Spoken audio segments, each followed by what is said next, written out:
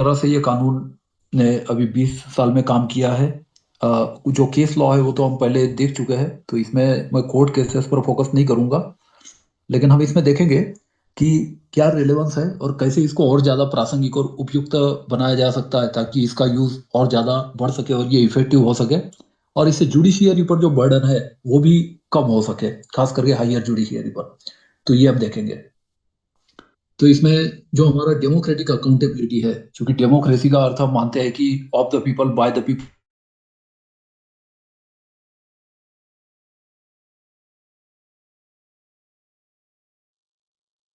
Sir your audio is of.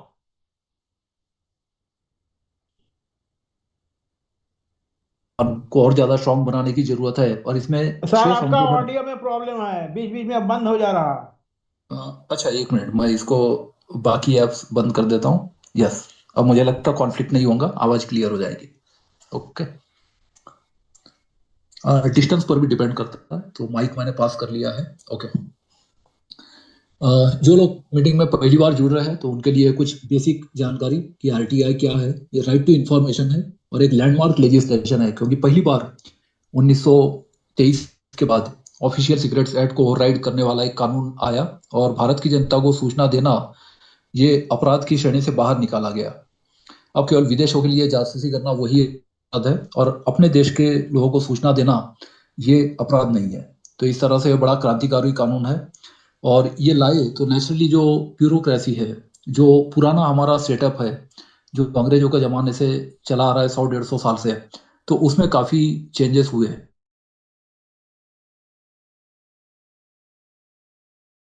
Recording stopped.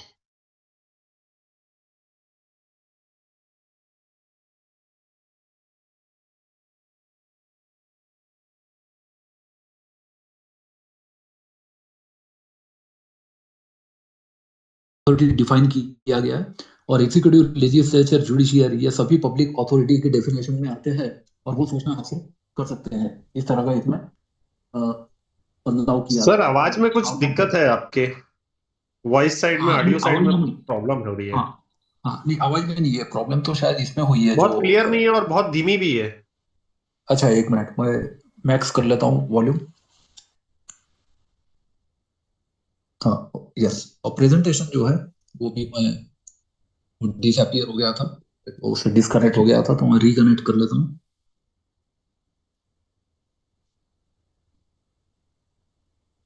देवभूमि में internet का हालत ऐसा है सर। नहीं, वो ये प्लग इन गया था शायद। मैं इसको कनेक्ट कर रहा हूँ जो।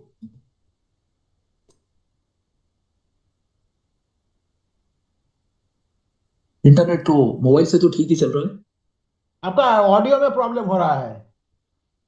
अच्छा, तो मैं बीच दूसरे बीच में डिवाइस से सुनाई देता है, बीच कनेक्ट। बीच में बंद हो जाता है या बहुत धीमी है आवाज।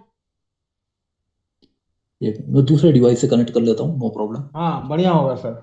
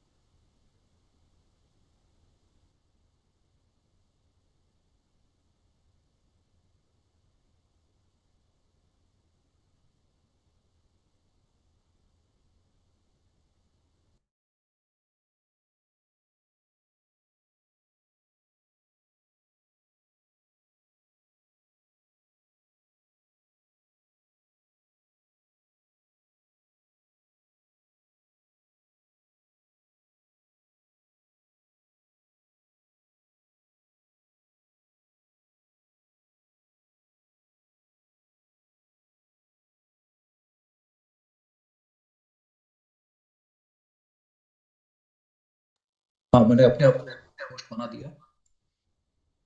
दूसरा मोबाइल से मैं ज्वाइन हो गया हूँ।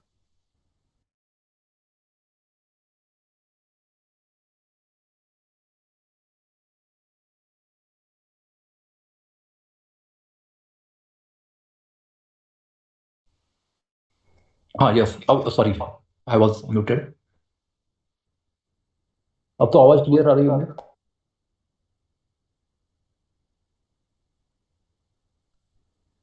हाँ, ऑडियो डिस्कनेक्ट कर लिया है दूसरे डिवाइस से।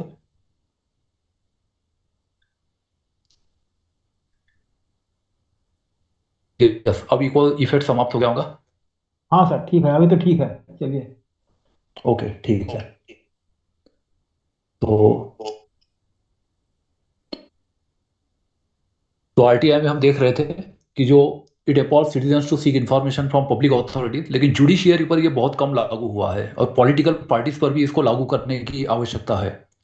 ये फंडामेंटल राइट है और संवैधानिक अधिकार भी है under article 19(1)(a) of the constitution. और अब 2005 के बाद ये एक विधिक अधिकार, लीगल राइट भी बन गया है, जिसकी वजह से हाई कोर्ट या सुप्रीम कोर्ट गए बिना आसानी से सूचना उपलब्ध हो सकती है। ये इसका उद्देश्य था और इसलिए ये कानून बनाया गया।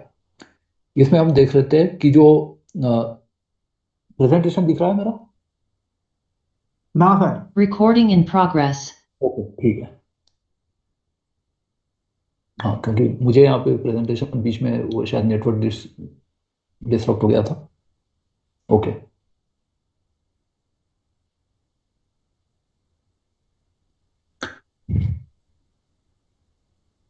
प्रेजेंटेशन में कुछ प्रॉब्लम आ रही है, शायद नहीं दिख रहा है। सर मैं ऐसे बोलिए, ऑडियो में बोलिए, ऑडियो में बोलिए। हाँ, कोई बात नहीं, मैं इसमें फिर से नहीं वो कर नहीं, लेता। बीरेंद्र जी प्रेजेंटेशन आप चालू करिए, देखिए फिर से क्या दिक्कत है।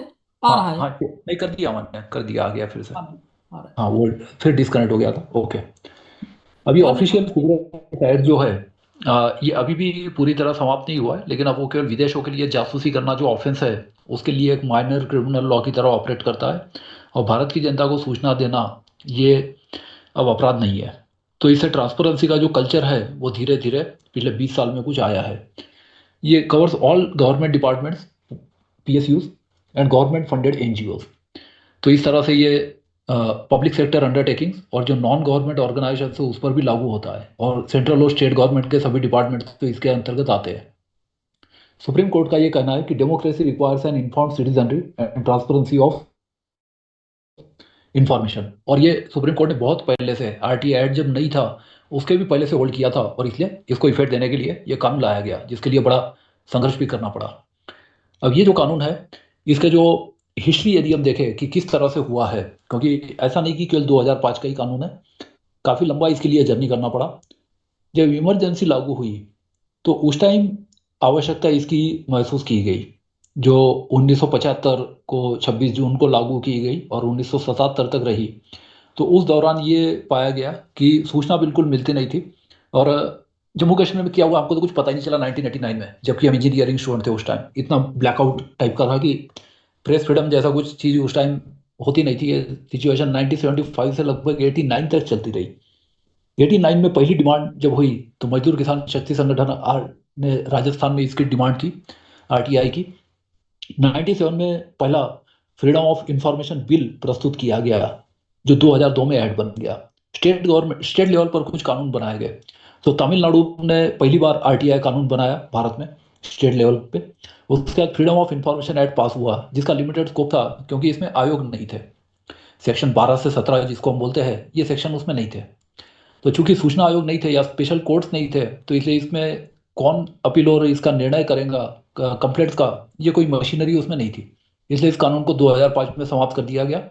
और उसके बाद फिर जो रिपोर्ट थी प्रशासनिक समिति कमीशन की रिपोर्ट, तो उस पर यह हुआ। और 2004 में एक नेशनल एडवाइजरी काउंसिल बनाया था, उसने रिकमेंड किया कि एक कॉम्प्रिहेंसिव आरटीआई कानून लाया जाए। और इस तरह से ये कानून पार्लियामेंट ने पास किया और फिर उसको प्रेसिडेंशियल एसेंट मिला और ये फोर्स में आया। तो ये 12 अक्टूबर 2005 से ये पूरी तरह से लागू हो गया सभी प्रावधान। इसका जो इम्पोर्टेंट प्रावधान है, तो सेक्शन 3 बहुत इंपॉर्टेंट है क्योंकि सभी नागरिकों को ये सुविधा दी गई है। तो all citizen have right to information from public authorities.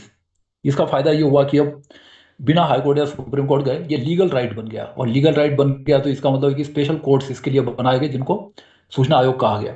Includes right to inspect document, certified copies and samples. तो ये 3 चीज़ें इसमें इंपॉर्टेंट है कि डॉक्यूमेंट की कॉपी लेने के लिए इसमें प्रावधान किया गया, सर्टिफाइड कॉपीज, इंस्पेक्शन का भी अधिकार है और सैंपल्स का भी अधिकार है। जो पब्लिक अथॉरिटीज के ऑब्लिगेशन है वो सेक्शन 4 में है, जो दिए गए हैं कि proactive disclosure of 17 categories of information. तो ये सभी की वेबसाइट पर अब ये आरटीआई नाम की लिंक होती है और वहां पर उनको ये बहुत सारी सूचना इंटरनेट के माध्यम से फ्री में मिलती है, जैसा पहले सिर्फ अमेरिका में हुआ करता था।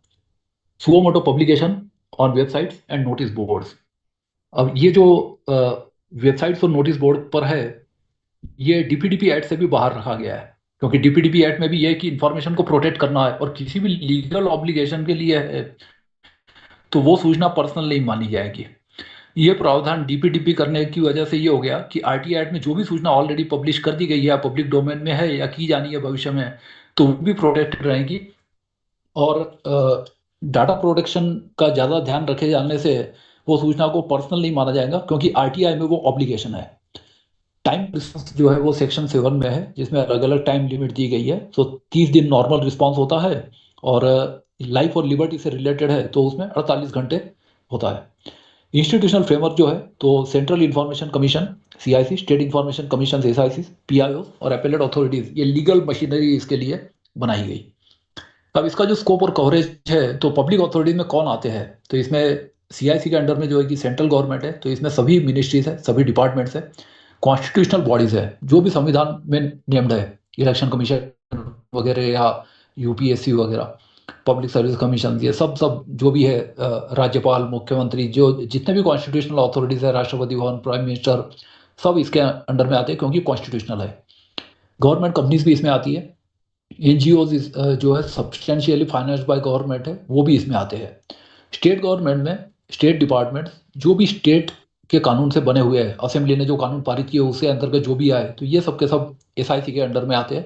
इसमें लोकल बॉडीज भी आते हैं, जो इसमें पंचायत म्यूनसिपालिटीज है, और स्टेट पब्लिक सेक्टर अंडरटेकिंग्स भी आते हैं, ये सब एसआईसी के ज्यूरिसडिक्शन में आते हैं। तो इस तरह से इसका स्कोप और कवरेज दोनों लेवल पर है, सेंट्रल और स्टेट गवर्नमेंट।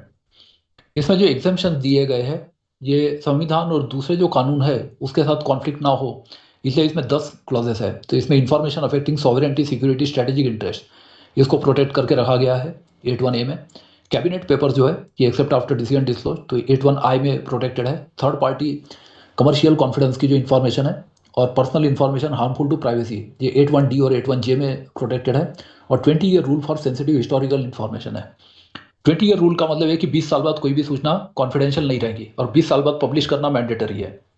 20 साल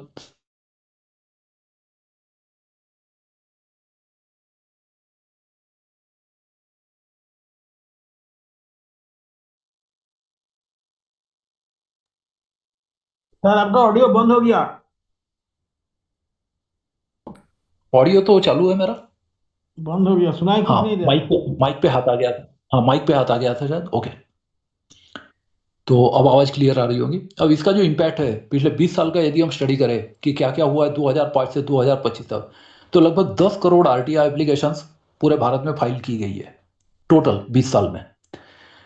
इसमें जो है कि एस्टिमेटेड करीब 50,000 करोड़ पब्लिक फंड्स बचाए गए हैं करप्शन एक्सपोज करने से, या फिर एक प्रिवेंटिव डेटरेंट रहता है, क्योंकि जो भी भ्रष्ट अधिकारी होते हैं उनको एक डर रहता है कि 10 रुपये लगा के कोई भी आरटीआई लगा के कुछ पूछ लेगा, तो इससे 50,000 करोड़ का फायदा पिछले 20 साल में भारत को हुआ है। मल्टीपल स्कैम्स एक्सपोज, बड़े बड़े स्कैम है जिसमें कॉमनवेल्थ घोटाला है, कोल ब्लॉक लोकेशन वगैरह है। तो ऐसे कई बड़े बड़े घोटाले हैं, ये आरटीआई से उजागर हुए हैं, और इस तरह की बहुत सारी सक्सेस स्टोरीज है। अब करप्शन किस तरह से कम करता है आरटीआई, क्योंकि बाकी जो एक्ट है उसके साथ इसको हार्मोनियसली हमको देखना पड़ेगा। तो पहला है कि ट्रांसपेरेंट प्रोक्योरमेंट, क्योंकि परचेस में सबसे ज़्यादा घोटाला होता है। So citizens can access tender documents, prevents favouritism and inflated costs, क्योंकि इसमें सरकारी पैसा बचाना ये मुख्य उद्देश्य रहता है। तो इसलिए ये प्रक्रिया जो है ये पारदर्शी बनाई जा सकी है। दूसरा है अकाउंटेबिलिटी इन पब्लिक सर्विसेज, कि जहाँ जहाँ पर हम जिसको आजकल ई गवर्नेंस या मोबाइल गवर्नेंस मानते हैं, G2C मॉडल ई कॉमर्स में, गवर्नमेंट टू सिटीजन, तो सेक्शन 4 की वजह से ये बहुत इफेक्टिव हो गया है, and exposes delays and inefficiencies and forces officials to follow due process. तीसरा जो है कि ऑडिट ट्रेल, तो ऑडिट में जनरली सीएजी और एजी होते हैं गवर्नमेंट के ऑडिटर्स के लिए, प्राइवेट के लिए चार्टर्ड अकाउंटेंट्स भी होते हैं। तो जहाँ जहाँ पर हम डॉक्यूमेंटेशन मेंटेन करते हैं, सो maintain documentation discipline creates fear of exposure among corrupt officials. तो जो भ्रष्टाचारी अधिकारी होते हैं, भ्रष्टाधिकारी, उनको डर रहता है कि ये चीजें कहीं ऑडिट में या आरटीआई में एक्सपोज हो सकती है। इसके कुछ एग्जांपल देखते हैं कि राशन कार्ड स्कैम इन राजस्थान, इसमें 50 से 30,000 फेक कार्ड्स कैंसिल हुए थे, सेविंग ₹40 करोड़ एनुअली, साल के 40 करोड़ इससे बचत हुई थी। मध्य प्रदेश में भी ऐसा हुआ था, बहुत साल पहले की बात है, कि जितनी पॉपुलेशन है उससे ज़्यादा राशन कार्ड हो गए। और फिर जब दो विभाग के स्टैटिस्टिक्स में कॉन्फ्लिक्ट आया कि पॉपुलेशन से ज़्यादा राशन कार्ड कैसे हो सकते हैं, तब ये स्कैंडल ब्रेक हुआ मध्य प्रदेश में। और उसके बाद फिर लाखों की संख्या में राशन कार्ड कैंसिल करे गए। राशन कार्ड की विश्वसनीयता भी इसकी वजह से खतरे में पड़ गई कि राशन कार्ड तो रिश्वत देके आसानी से मिल जाते हैं, और इसलिए फिर दूसरे कार्ड्स और ये सब चीज़ें लाई गई।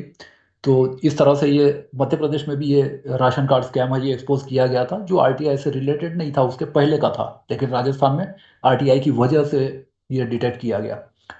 अब इसमें सिटीजन का जो एम्पावरमेंट है, तो उसका जो इम्पैक्ट है, पहला है ब्रेकिंग इंफॉर्मेशन असिमेट्री, कि citizen now equal partners in governance, access to government decision making. क्योंकि 4(1)D में ये भी कहा गया है कि जहाँ प्रभावित होते हैं, जो स्टेक होल्डर्स है, जो हितधारक है, वो जहाँ जहाँ पर प्रभावित हो सकते हैं, तो उनको सूचना दी जाए। तो इस तरह से इनको इक्वल पार्टनर्स बनाया गया। दूसरा, direct democracy tool, so no intermediaries needed. इसमें कोई वकील की या किसी की आवश्यकता नहीं होती है, कोई भी डायरेक्टली 10 रुपये फीस देके अपने नाम से आरटीआई लगा सकता है। So ₹10 fee makes it accessible to all. तो ये एप्लीकेशन फीस है सूचना का, ₹2 पर पेज अलग से देना पड़ता है। सोशल ऑडिट इनेबलर है, सो कम्युनिटीज वेरीफाई से MNREGA payments, track implementation of schemes. तो ये पहले जो महात्मा गांधी नरेगा स्कीम है, जिसको अब जी राम जी स्कीम बनाया गया, तो उसमें जो करप्शन था, या फर्जी मास्टर रोल वगैरह जैसे बनाए जाते थे, तो उसको एक्सपोज करने में आरटीआई का बहुत बड़ा रोल रहा है। और इम्प्लीमेंटेशन ऑफ स्कीम्स, कि जो भी गवर्नमेंट के पब्लिक के बेनिफिट के लिए जो स्कीम्स है, उसके इम्प्लीमेंटेशन के लिए इसका बहुत ज़्यादा यूज हो रहा है आरटीआई का। वॉइस टू मार्जिनलाइज, मार्जिनलाइज में रूरल सिटीजन्स है, वुमेन है, SC ST कम्युनिटीज है, they are actively using RTI as grievance redressal platform. क्योंकि सबसे अच्छी बात तो ये है कि 30 दिन में जवाब देना पड़ता है, तो इसलिए घुमा फिरा कर सब लोग इसको आरटीआई में ले आते हैं, जबकि आरटीआई में सूचना के अलावा और कुछ मिलता नहीं है। तो इसलिए आरटीआई को और ज़्यादा स्ट्रांग बनाने के लिए इसको बाकी कुछ एक्ट्स से उसके साथ लिंक करने की आवश्यकता है, जो हम आगे आज देखेंगे, जो प्रपोज अमेंडमेंट है उसके साथ। केस स्टडी जो है कि कर्नाटक में है, citizens use RTI to verify roads under PMGSY, led to reconstruction of से 150 किलोमीटर स्टैंडर्डाइज रोड्स। तो ये PMGSY में जो करप्शन तो होता था, कर्नाटक में ये इसका आरटीआई का प्रभावी यूज हुआ है, और उसकी वजह से 150 किलोमीटर के स्टैंडर्डाइज रोड्स वहाँ पे रिकंस्ट्रक्ट करने पड़े। ये आरटीआई का इम्पैक्ट रहा है।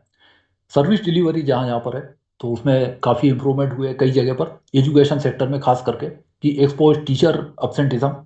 उत्तराखंड में भी जो आरटीआई आती है, तो इसमें एजुकेशन, टेक्निकल एजुकेशन सबसे ज़्यादा है, आरटीआई वाले जो 5 विभाग है उसमें आता है। और एक्सपोज टीचर अब्सेंटिज्म 30% रिडक्शन, क्योंकि बायोमेट्रिक अटेंडेंस और ये सब भी आरटीआई के दायरे में आता है। Improve mid day meal quality, तो मिड डे मील की क्वालिटी जो है उसके लिए भी लोग लगाते हैं। And transparency in admissions, health care और मेडिसिन के फील्ड में हम देखें, तो इसमें मेडिसिन प्रोक्योरमेंट ट्रांसपेरेंसी है, डॉक्टर अटेंडेंस मॉनिटरिंग, हॉस्पिटल का स्टाफ वगैरह, एंड हॉस्पिटल इंफ्रास्ट्रक्चर यूटिलाइजेशन। इन सब चीज़ों में लोग आरटीआई लगाते हैं। तो ये कुछ मैक्सिमम यूज वाले जो सेक्टर्स है, वो ये है। Public distribution system, ration card जिसको हम बोलते हैं, PDS। तो वेरिफिकेशन ऑफ ट्रांसफर से बेनिफिशियरी लिस्ट, इसके बेनिफिशियरी कौन है, stock availability and prevention of diversion, ताकि वो ओपन मार्केट में ना बेच दे, जो सस्ते रेट से खरीदो और बाहर मार्केट में बेच दो और प्रॉफिट खुद खा जाओ। ये जो होता था PDS में करप्शन, वो आरटीआई की वजह से कम हुआ है। Infrastructure, so quality control in construction, timely completion monitoring, क्योंकि डिले होता है तो कॉस्ट भी बढ़ती है, एंड कॉस्ट एस्केलेशन अकाउंटेबिलिटी।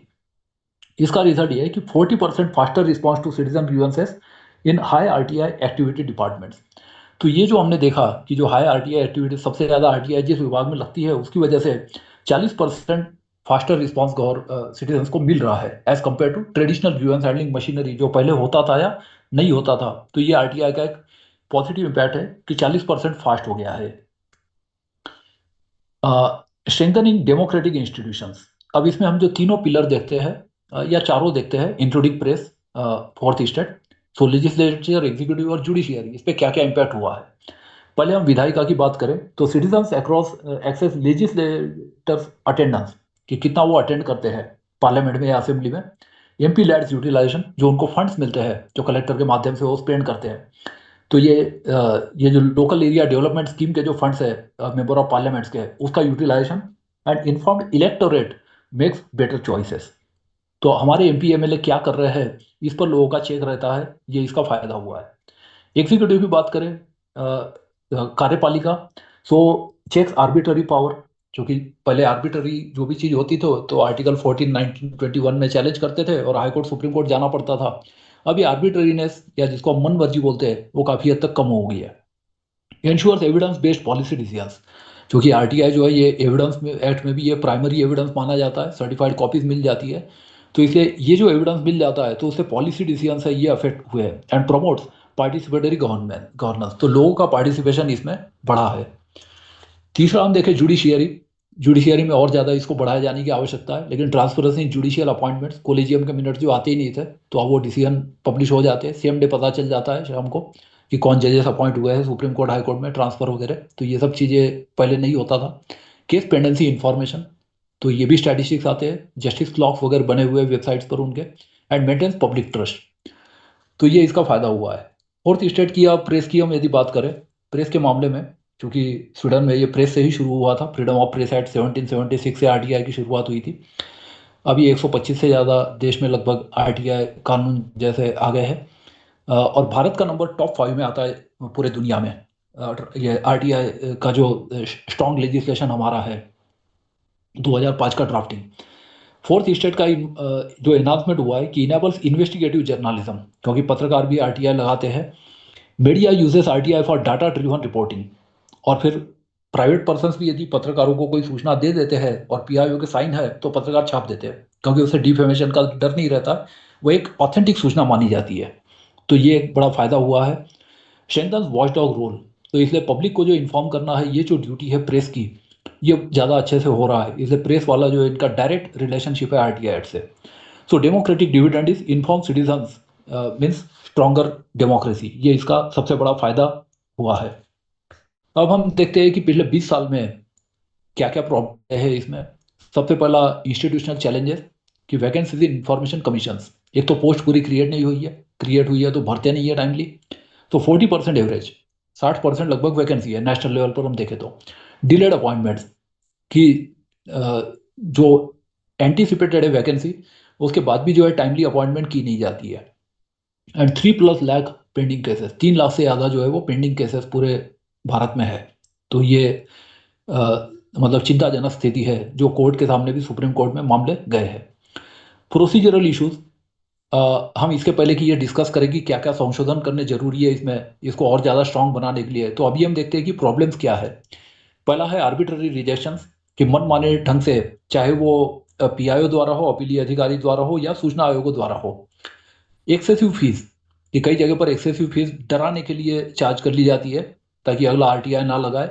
तो ये भी एक पीआईओ में टेंडेंसी देखी गई है कि 7 दिन में जितना परमिसिबल है उससे ज़्यादा फीस कई बार कर देते हैं, या बिना गिनती के चार्ज कर देते हैं कि इतने हज़ार, इतने 100 रुपये बल्क में वो मांग लेते हैं। इंफॉर्मेशन इन अनयूजेबल फॉर्मेट्स, तो ये भी एक प्रॉब्लम है कि इसमें कोई स्टैंडर्डाइजेशन वगैरह नहीं है। एंड डिलेड रिस्पॉन्सेज, तो ये जो डिले होता है टाइम बाउंड एक्ट होने के बाद भी, उसका जो इम्प्लीमेंटेशन है ये इसमें बड़ी प्रॉब्लम है, तो इसको स्ट्रॉन्ग करने की आवश्यकता है। तीसरा है कैपेसिटी कंस्ट्रेंट्स, पीआईओ जैसी कोई पोस्ट ही नहीं बनाया है तो क्या क्वालिफिकेशन होंगे, क्या ट्रेनिंग होगी, कहीं पर भी कुछ प्रिस्क्राइब नहीं, 1 भी रुपया एक्स्ट्रा सैलरी नहीं मिलती है, तो लोग ये काम करना अवॉइड करते हैं। जो भी पीआईओ बनता है 3-4 महीने में अपना काम छोड़ देता है। मेरे जैसे बहुत कम लोग होंगे कि 13-14 साल तक, I am the longest serving PIO in the state of Uttarakhand, तो मैं करीब 13-14 साल तक मैंने करीब 700 केसेस देखे। तो ये एक सबसे बड़ी प्रॉब्लम जो आती है कि इनएडेक्वेट ट्रेनिंग ऑफ पीआईओस। ट्रेनिंग के लिए सेक्शन 26 में प्रावधान है और ये सरकार की ड्यूटी है, अप्रोप्रिएट गवर्नमेंट की, लेकिन ये ट्रेनिंग के लिए जो आरटीआई रिसोर्स पर्सन होने चाहिए वो सभी स्टेट में अपॉइंट नहीं हुए। दूसरा poor record management, record management पर जो आर एस टोलिया जी जो हमारे पहले CIC थे उत्तराखंड के, उन्होंने बहुत अच्छा किताब इसमें लिखा था कि record creation, record maintenance and record destruction. तो कैसा रिकॉर्ड मैनेजमेंट होना चाहिए RTI युग में, ये अभी भी बहुत पुअर है। एंड लैक ऑफ डिजिटाइजेशन, क्योंकि अब we are moving from manual records to digital records. दूसरा, रेजिस्टेंस एंड होस्टिलिटी, क्योंकि पारदर्शिता वाला कानून है तो नेचुरली जो भ्रष्ट लोग हैं तो इसको विरोध करते ही करते हैं। So cultural resistance to transparency, क्योंकि एकदम से ये कानून आया है 2005 में, तो ये पुराना जो कल्चर था कि जियो है हम तुमको नहीं देंगे, गवर्नमेंट ऑर्डर है पता नहीं चलने देंगे, तो ये जो सीक्रेसी वाला जो एक कल्चर था वो धीरे धीरे धीरे धीरे चेंज हो रहा है। सो ये कल्चरल रेजिस्टेंस है। और हरासमेंट ऑफ RTI एक्टिविस्ट, 100 से ज़्यादा मर्डर हो चुके हैं। So over 100 RTI activist killed since 2005। ये बड़ी चिंताजनक स्थिति है और इसलिए RTI एक्टिविस्ट के प्रोटेक्शन के लिए एक्ट में संशोधन करने की आवश्यकता है। अब हम देखते हैं कि हमारी इंटरनेशनल रैंकिंग क्या है। तो अमंग टॉप 5 से कॉम्प्रिहेंसिव ट्रांसपेरेंसी लॉज, भारत का जो रैंक है RTI का जो स्ट्रॉन्ग कानून है उसमें पूरे वर्ल्ड में टॉप 5 में भारत आता है। लेकिन ये लेजिस्लेचर की बात है, इम्प्लीमेंटेशन देखें तो फिर बड़ा पुअर है। कंट्रीज विद RTI, सो लगभग 130 से ज़्यादा देशों में ये हो चुका है, जो पहले केवल 80 से ज़्यादा देश में था, तो अब ये संख्या और बढ़ गई है और बाकी देश भी इस तरह से RTI के या फ्रीडम ऑफ इंफॉर्मेशन के कानून लाते जा रहे हैं। हम यदि कंपैरिजन करें बाकी देशों के साथ, तो भारत की जो स्ट्रेंथ है सबसे ज़्यादा वो है कि डिसेंट्रलाइज स्ट्रक्चर, मतलब सेंट्रल और स्टेट लेवल पर कमीशन है, क्योंकि बड़ा देश है। Nominal fees ₹10। सूचना की भी जो फीस है बहुत कम है, एडिशनल जो है ₹2 पर पेज। कॉन्स्टिट्यूशनल बैकिंग, जो कि संविधान में 19(1)(a) में freedom of speech and information, और स्ट्रॉन्ग पेनल्टीज। तो ये भारत के स्ट्रॉन्ग पॉइंट्स है। दूसरा हम देखें कि स्वीडन 1766, जो दुनिया का सबसे पुराना कानून है, उसके साथ यदि हम कंपेयर करें तो principle of public access, no application needed for most documents, बिना एप्लीकेशन के कोई भी देख सकता है, जनरली वहाँ एप्लीकेशन नहीं लगाई जाती है। एंड डिजिटल बाय डिफॉल्ट, कि सब कुछ वेबसाइट पे फ्री में मिल जाता है तो RTI की जरूरत ही नहीं पड़ती है। ये स्वीडन का इंप्लीमेंटेशन है। मेक्सिको की बात करें, जो टॉप 5 कंट्रीज है वही हम देख रहे हैं। So specialise institute for transparency, proactive disclosure emphasis और strong enforcement. Proactive disclosure America में भी हुआ था जब ये कानून आया। अमेरिका में जब फ्रीडम ऑफ इंफॉर्मेशन एक्ट आया तो बहुत सारी चीज़ें उन्होंने वेबसाइट पर डाल दी, क्योंकि विकसित देश है। सो ब्रॉड एग्जेम्पशंस है वहाँ पे, एक्सपेंसिव फी स्ट्रक्चर है, फीस थोड़ी ज़्यादा देनी पड़ती है वहाँ पे, और लेंथी कोर्ट प्रोसेस है। तो उसके मुकाबले भारत का कानून अमेरिका से बहुत ज़्यादा सशक्त है। India's advantage, so balance between access and accountability with strong institutional framework. तो ये 3 और 8 या 8, 9, 10, 11, इसमें इस तरह से बैलेंस भारत में बनाया गया है, बाकी देशों से सबक सीख के। अब हम देखते हैं कि जो डिजिटल ट्रांसफॉर्मेशन इन RTI, क्योंकि इंटरनेट युग आ गया है और बाकी कानून भी चेंज हो रहे हैं, जैसे अभी लेबर लॉज में भी अब ऑनलाइन कई चीज़ें कर दी गई है कंपलसरी। तो डिजिटल इनिशिएटिव जो लिए गए, इसमें RTI ऑनलाइन पोर्टल 6(1) में लिखा है कि इलेक्ट्रॉनिक माध्यम से भी दिया जा सकता है। सेंट्रल गवर्नमेंट ने इसके लिए RTIonline.gov.in पोर्टल बनाया है। स्टेट पोर्टल्स इन 25+ स्टेट्स, कुछ स्टेट ने अभी भी लागू नहीं किया है लेकिन ज़्यादातर स्टेट्स ने कर दिया है। Online application submission and tracking, तो ये चीज़ें इम्प्लीमेंट हो गई है। सुप्रीम कोर्ट को भी इसमें इंटरवीन करना पड़ा 2023 में, और उसके बाद ये चीज़ें काफ़ी व्यवस्थित हो गई है पिछले 1-2 साल में।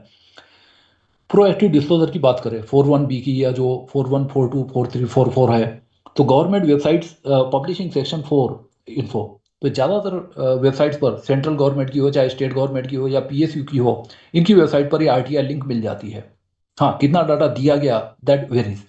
दूसरा, ओपन डाटा पोर्टल्स है जिसमें data.gov.in, इस तरह से ये डाटा पोर्टल्स ओपन कर दिए गए हैं। और फिर रियल टाइम डिस्क्लोजर, ताकि वो टाइमली इंफॉर्मेशन मिले। ऐसा ना हो कि वो जो प्रासंगिक जो लेट सब इंफॉर्मेशन मिलती है तो राइट टू हिस्टोरिकल इंफॉर्मेशन ना बन जाए, तो इसलिए रियल टाइम डिस्क्लोजर इसमें प्रोएक्टिव डिस्क्लोजर में शामिल किया गया है। ई गवर्नेंस का इंटीग्रेशन यदि हम देखें तो इसमें DigiLocker integration for certified copies, तो डिजी लॉकर ऐप जो है, जो जिसमें सर्टिफिकेट्स और ये सब चीज़ें भी मिलती है, तो डिजी लॉकर ऐप जो है ये किया गया है। इसमें रियल टाइम ये अकाउंट मैंने भी खोला है, और इसमें फ़ोटो वगैरह भी वो सेल्फी एक भेजनी पड़ती है, और डिजी लॉकर से भी बहुत सारी चीज़ें एक्सेस हो जाती है। तो डिजी लॉकर को इंटीग्रेट किया गया है सर्टिफाइड कॉपीज़ के लिए, आइडेंटिटी वगैरह के लिए। पेमेंट गेटवे है कि पेमेंट जो ऑनलाइन किया जा सके, तो इसके लिए भी ई कॉपी, इलेक्ट्रॉनिक स्टैम्प पेपर और ये सब चीज़ें हो गई है आजकल। एसएमएस और ईमेल अपडेट्स भी मिल सकते हैं, ये इस तरह से इंटीग्रेशन इसमें किया जा रहा है। अब एआई जब आ गया है, आर्टिफिशियल इंटेलिजेंस, तो इससे और ज़्यादा फायदा इसमें मिल सकता है कि एआई का पोटेंशियल ये है कि AI powered search of government databases, जो कि कई गीगाबाइट्स का, टेराबाइट्स का डेटा होता है, तो ये ऑनलाइन इसमें एआई का यूज़ किया जा सकता है। Automated responses for routine queries, तो ये ऑटोमेटेड रिस्पॉन्सेज भी मिल सकते हैं, जैसे आजकल सर्च इंजन में भी एआई आ गया है। और प्रिडिक्टिव एनालिटिक्स, कि पहले से हम प्रेडिक्ट कर सकते हैं, तो ये चीज़ें इसमें यूज़ की जा सकती है। इसका इम्पैक्ट ये हुआ है कि 65% एप्लीकेशन नाउ फाइल्ड ऑनलाइन। 2025 में 65% एप्लीकेशन अब ऑनलाइन हो गई है रादर देन ऑफलाइन। तो ये एक बड़ा चेंज देखने में आया है। And average response time 35 days से 24 दिन तक हो गया है। सो डिजिटली मैच्योर स्टेट्स, तो 35 दिन जो पहले जनरली टाइम लगता था, क्योंकि 30 दिन है और बाकी पोस्टल डिले होता था, दो दिन इधर से डाक जाने में, 2 दिन वहाँ से रजिस्टर्ड पोस्ट आने में, तो नॉर्मली 35 दिन लगता था। ये कम हो गया, अब 24 दिन तक हो गया है। ये इसके दो पॉजिटिव इम्पैक्ट डिजिटल ट्रांसफॉर्मेशन के देखने में आए हैं। फिर यदि हम देखें कि सक्सेस स्टोरीज क्या क्या है, तो नोटेबल अचीवमेंट जो इसमें पहला मनरेगा है, MG NREGA, transparency nation wide. तो इसमें जॉब कार्ड्स वेरीफाइड, ये ऑनलाइन हो गया है। घोस्ट वर्कर्स एस्टिमेटेड, कि कागज पर केवल दिखा दिया जाता है और एक्चुअली वो वर्कर्स एग्जिस्ट नहीं करते, तो जो उनको हम घोस्ट वर्कर्स कहते हैं, तो घोस्ट वर्कर्स जो है ये सब एलिमिनेट किया जा सके, क्योंकि आधार ये वो चीज़ें, सब चीज़ों से आजकल वेरिफिकेशन होता है। वेज पेमेंट डिलेज रिड्यूस 60%, तो वेज पेमेंट जो डिले है, जो कि ऑनलाइन है, डायरेक्ट बेनिफिट ट्रांसफ़र और ये सब हो गया है, तो उसकी वजह से 60% डिले इसमें कम हो गया है। एंड सोशल ऑडिट कल्चर, ये इसमें बढ़ा है। दूसरा हम देखते हैं दिल्ली मेट्रो फेयर हाइक, 2017 का केस है, कि RTI revealed decision making process and led to fair structure rationalisation. तो ये एक बड़ी सक्सेस स्टोरी है कि जहाँ पे मेट्रो फेयर को रैशनलाइज करना पड़ा।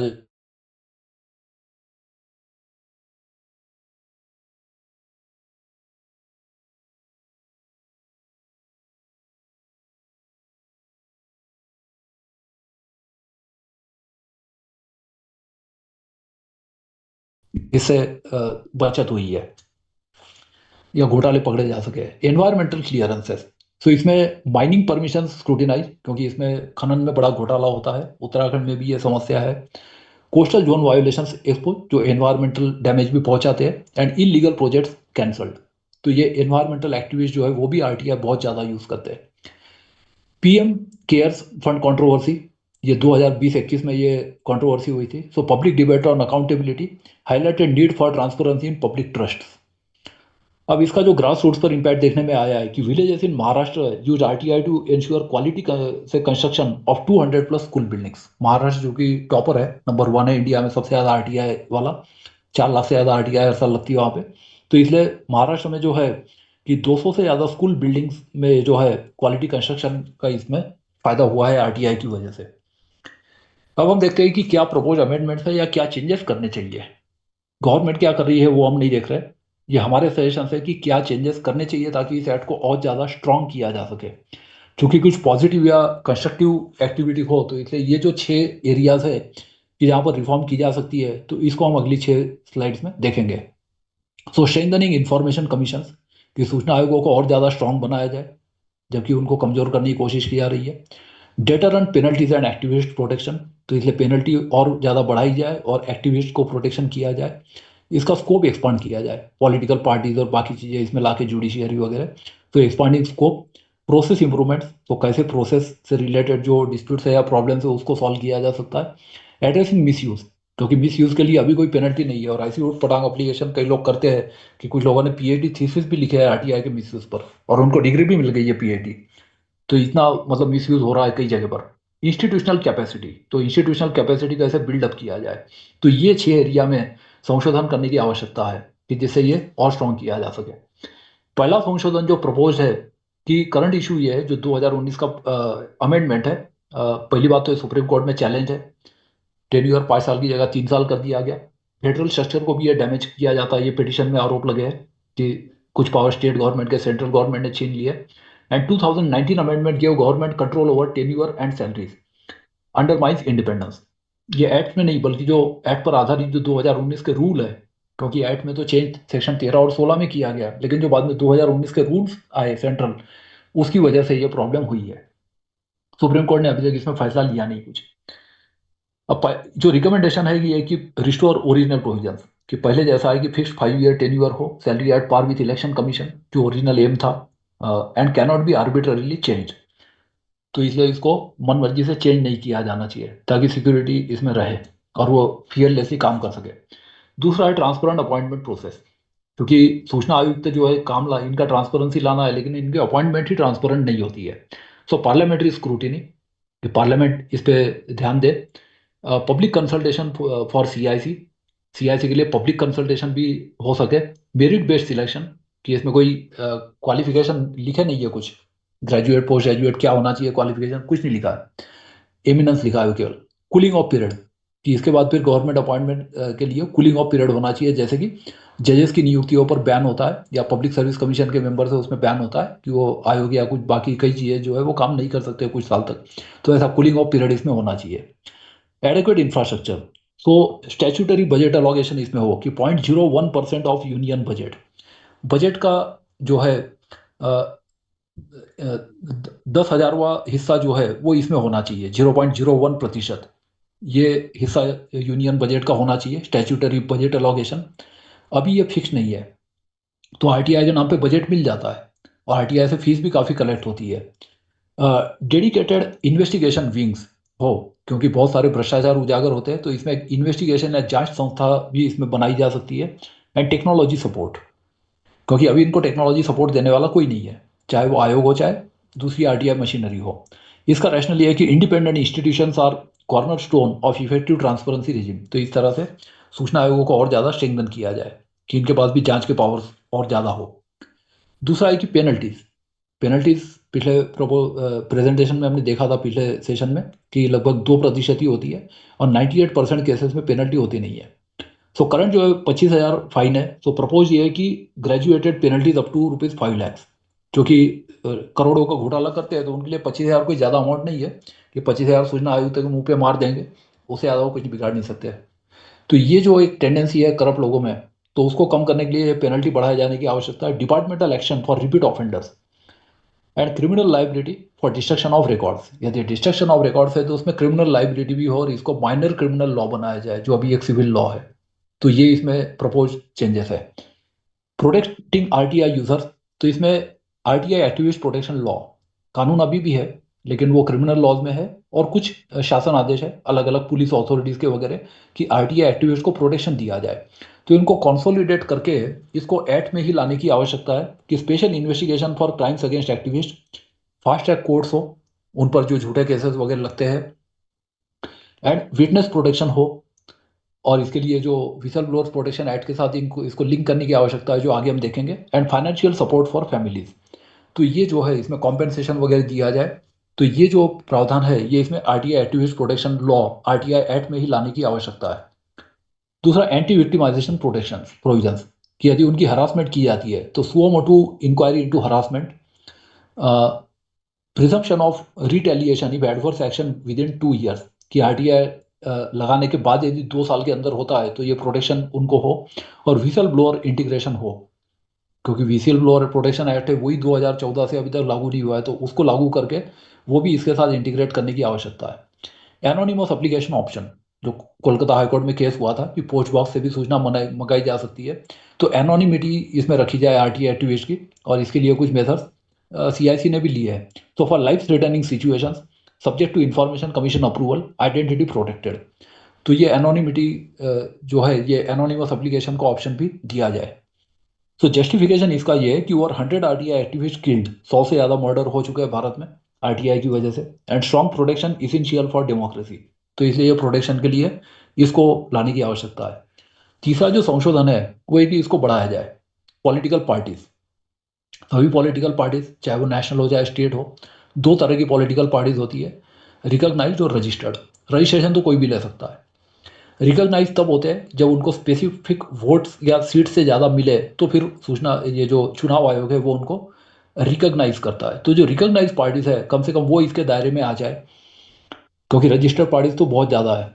तो पॉलिटिकल पार्टी जो है इसमें disclosure of funding sources about ₹20,000, 20,000 से ज़्यादा के जो फंड है तो वो कहाँ से आए वो इसमें लाया जाए आरटीआई एक्ट में, ताकि वो फिर अलग से जो दूसरी स्कीम है उसकी आवश्यकता ना पड़े, क्योंकि वो वैसे भी सुप्रीम कोर्ट ने क्वैश कर दी है already. Internal democracy, political party के जो इंटरनल जो इलेक्शंस है, क्योंकि ये किसी भी पॉलिटिकल पार्टी में ठीक से फॉलो नहीं होता है। जनरली ये होता है कि पहले प्रेसिडेंट ऊपर से शुरू होता है, प्रेसिडेंट करता है, फिर वो स्टेट प्रेसिडेंट करते हैं, फिर वो ये करते हैं जो लोअर लेवल के डिस्ट्रिक्ट वगैरह। इस तरह से उल्टा सिस्टम भारत में अभी पूरा चल रहा है। संविधान में कुछ अलग लिखा है। संविधान में लिखा है कि जो एमएलए है वो इलेक्ट करेंगे अपने लीडर को, लेकिन वो एमएलए जो है सबके सब लोग साइन कर देते हैं कि आला कमान जो है वो ऊपर से करे। तो उसको पैराशूट, मतलब जो ऊपर से उतारे जाते हैं ऐसे पैराशूट की, जो मेंबर भी नहीं है दोनों सदनों का, या फिर वो मेंबर ऑफ पार्लियामेंट है, तो ऐसे लोग जो है वो चीफ मिनिस्टर वगैरह बन जाते हैं। तो ये एक बड़ी प्रॉब्लम है, लैक ऑफ इंटरनल और इनर पार्टी डेमोक्रेसी जिसको कहते हैं। इलेक्शन एक्सपेंसेस, तो ये इलेक्शन एक्सपेंसेस है already RPA, representation of people act 1950 और 1951 में तो प्रावधान है, लेकिन ये आरटीआई एक्ट में भी लाने की आवश्यकता है। एंड कैंडिडेट सिलेक्शन, कि कैंडिडेट किस तरह से सिलेक्ट किए गए, क्योंकि ये भी प्रक्रिया पारदर्शी नहीं है। तो जनरली डोनेशन सिस्टम चलता है कि हम तो आपको बना देंगे, टिकट दे देंगे, आप हमको कितना पैसा दोगे, आपका क्या कंट्रीब्यूशन है हमारे लिए। तो इस तरह से अभी सिलेक्शन होता है। दूसरा जुडिशियरी, जुडिशियरी ने खुद ही केस लॉ लाके इसको बहुत ज़्यादा लिमिटेड कर डाला है, तो इसलिए इसमें संसद को इंटरवीन करने की आवश्यकता है। तो पहला एसेट डिक्लेरेशन ऑफ जजेस, 87% जजेस ने अपने एसेट से डिक्लेयर नहीं किया है। तो हम ये मान सकते हैं कि केवल 13% जजेस जो है उन्होंने अपने एसेट डिक्लेयर किए हैं, या दोज हु आर थे beyond doubt.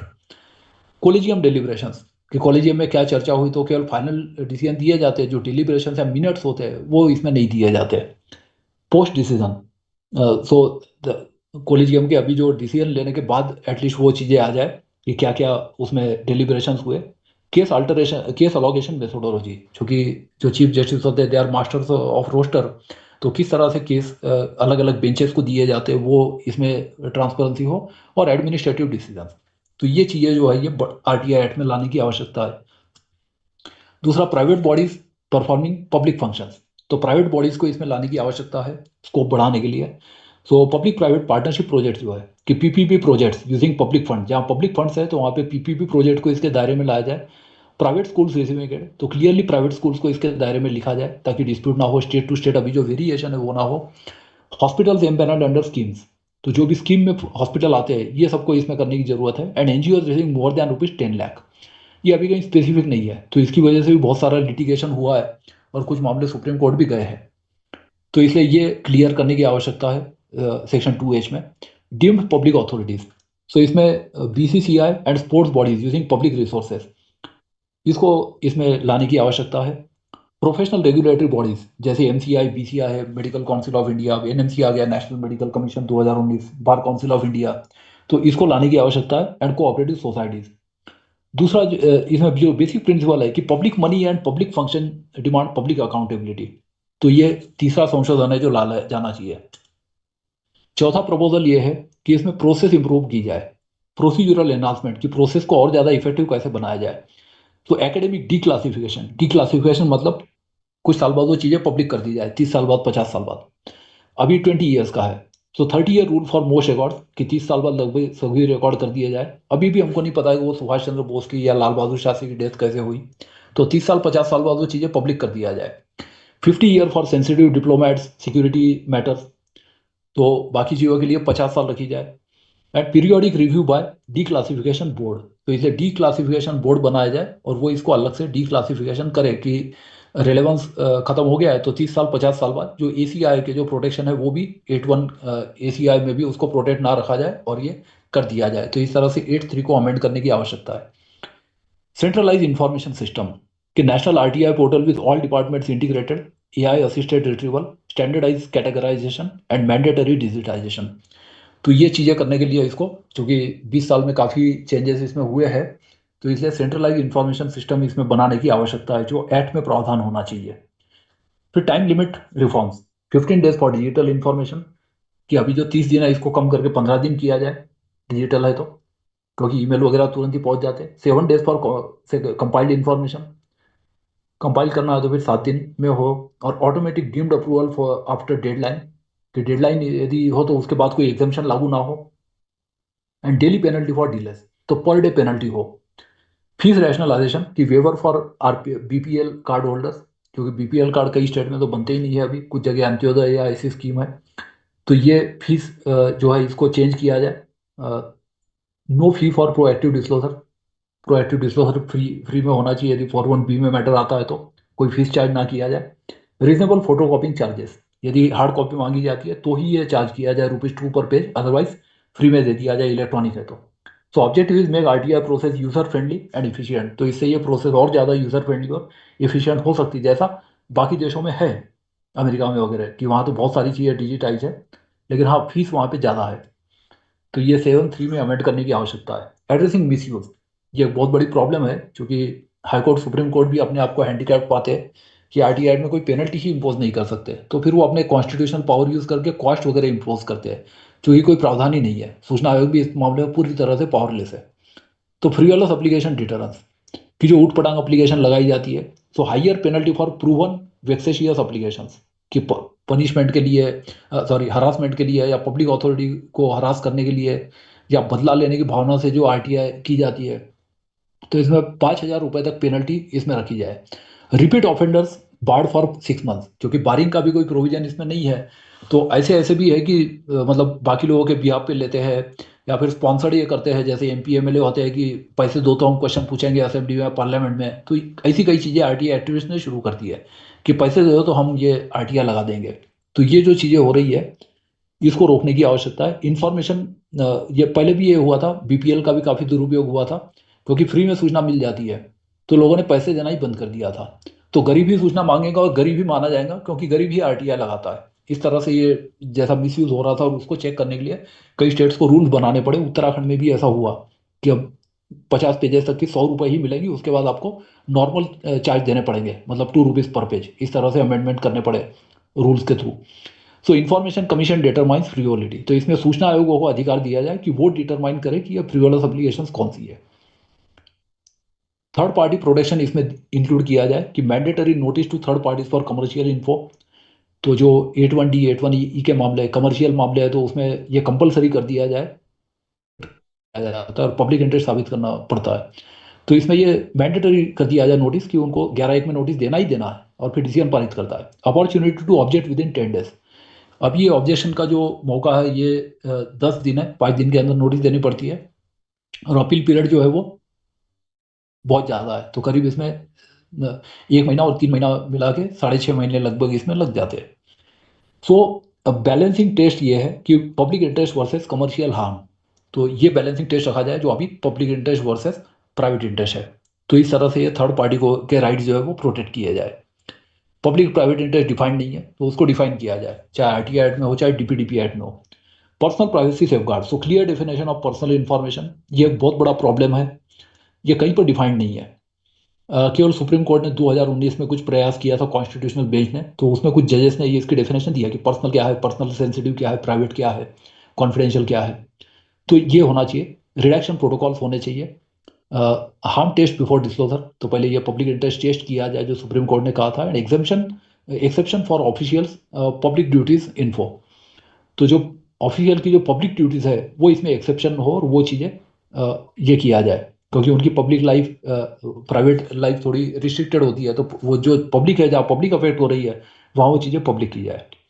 National security review, तो जहाँ पर नेशनल सिक्योरिटी पे ग्राउंड पे सूचना रोकी जाती है 81A में, सो इंडिपेंडेंट सिक्योरिटी रिव्यू कमेटी इसमें बनाई जाए।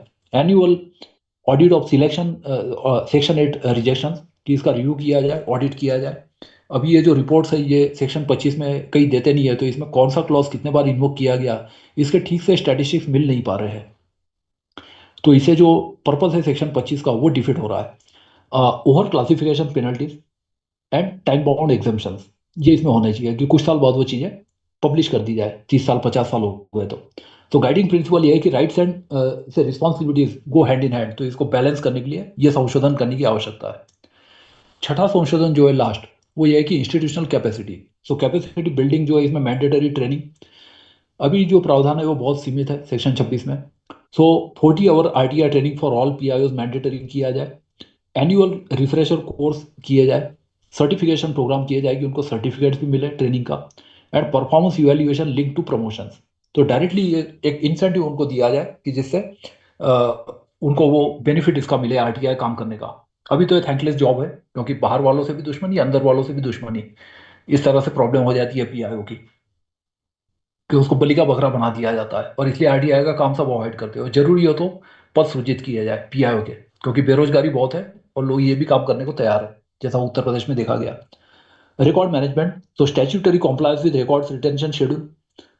तो जो रिकॉर्ड्स रिटेंशन शेड्यूल है, अभी डिस्ट्रक्शन के कोई रूल्स वगैरह इसमें नहीं है, तो वो डिस्ट्रक्शन ऑफ रिकॉर्ड्स एक्ट 1917 बहुत पुराना हो गया है, और उसको इसमें इंटीग्रेट करने की आवश्यकता है कि कब तक रिकॉर्ड रिटेन करने, चाहे मैन्युअल हो चाहे इलेक्ट्रॉनिक हो, अलग अलग टाइमलाइंस हो सकती है। ईडीएमएस से मैंडेटरी, कि जो इलेक्ट्रॉनिक डिस्ट्रक्शन और ये जो मेंटेनेंस सिस्टम है इसको मैंडेटरी करना जरूरी है। Penalties for poor record keeping and archive modernisation fund, ये इसमें हो। तो इस तरह से जो पब्लिक रिकॉर्ड्स एक्ट 1994 है उसके साथ इसको इंटीग्रेट करने की आवश्यकता है। एडेक्वेट स्टाफिंग, कि मिनिमम 2 डेडिकेटेड आरटीआई स्टाफ पर डिपार्टमेंट, क्योंकि अभी पीआई जो होते हैं अकेले ही काम करना पड़ता है, लाइबिलिटी उनकी होती है, स्टाफ भी उनको कुछ मिलता नहीं है, फोटो कॉपी तक के लिए टाइम ये नहीं मिलता है। फुल टाइम पीआई होने चाहिए, नॉट एडिशनल चार्ज, तो इसलिए पीआई के पद सृजित किए जाए। मेरिट बेस्ड अपॉइंटमेंट हो और करियर प्रोग्रेशन के भी अवेयरनेस उनके लिए हो, कि वो प्रमोट होकर आगे डिपार्टमेंटल एपेलेट अथॉरिटी या और भी कुछ बन सकते हैं। रिसर्च एंड डेवलपमेंट, तो नेशनल आरटीआई रिसर्च इंस्टीट्यूट स्थापित किया जाए, ये भी आरटीआई एक्ट में लाया जा सकता है। बेस्ट प्रैक्टिसेस डॉक्यूमेंटेशन, कि बेस्ट प्रैक्टिसेस जो है वो फॉलो करे, कुछ ऑलरेडी सीजीजी जो है Hyderabad centre for good governance ने किया है ऑलरेडी, डीओपीटी भी ये करता है। इंटरनेशनल कोलैबोरेशन इसमें किया जाए, और annual state of RTI report, तो इस तरह से एनुअल रिपोर्ट है वो भी किया जाए, पब्लिश किया जाए, जो पार्लियामेंट में असेंबली में रखे जाने चाहिए। तो ये इम्प्लीमेंटेशन बहुत पुअर है अभी। बजट अलॉकेशन, तो 0.05% of total government expenditure for RTI infrastructure, तो ये इंफ्रास्ट्रक्चर को विकसित करने के लिए इसमें अलग से प्रोविजन हो। एंड एक्सपेक्टेड आउटकम ये है कि प्रोफेशनलाइजेशन ऑफ ट्रांसपेरेंसी गवर्नेंस, तो इससे और ज़्यादा प्रोफेशनल सर्विसेज इसमें मिल सकती है।